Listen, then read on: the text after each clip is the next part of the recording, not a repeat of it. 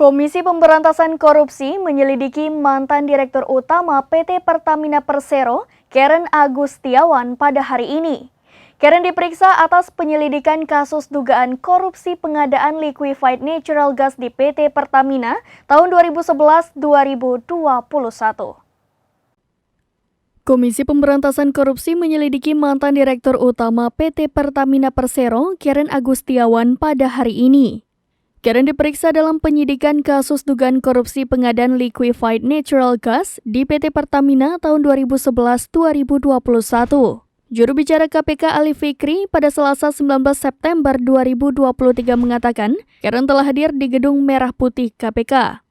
Belum diketahui kapasitas Karen Agustiawan diperiksa dalam kasus ini sebagai saksi atau tersangka. Adapun status tersangka Karen Agustiawan sebelumnya diungkapkan oleh mantan Menteri BUMN Dahlan Iskan usai menjalani pemeriksaan perkara pada Kamis 14 September 2023.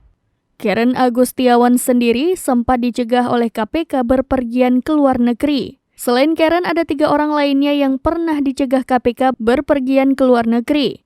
Mereka yaitu ex-direktur gas dan energi baru terbarukan Pertamina Yeni Andayani, ex-direktur gas Pertamina Harikari Yuliarto, dan anak kedua Karen bernama Dimas Muhammad Aulia. Untuk diketahui, KPK belum mengumumkan tersangka yang telah ditetapkan dalam kasus ini. Lembaga anti rasuah itu pun tak ingin buru-buru menahan para tersangka karena masih terus mencari dan melengkapi alat bukti. Terlebih, penyidik KPK mempertimbangkan jangka waktu penahanan 120 hari bagi para tersangka. Apabila Komisi Anti Korupsi tak melimpahkan berkas perkara dalam batas waktu tersebut, maka tersangka harus dilepas. KPK memasukkan kasus dugaan korupsi terkait pengadaan LNG di Pertamina sebagai prioritas untuk diselesaikan. KPK mengklaim akan membongkar secara utuh kasus tersebut demi memulihkan kerugian keuangan negara. Demikian informasi terkini Syeda Relon. Saksikan terus berita lainnya di kanal YouTube Serambi News, website dan Facebook serambinews.com.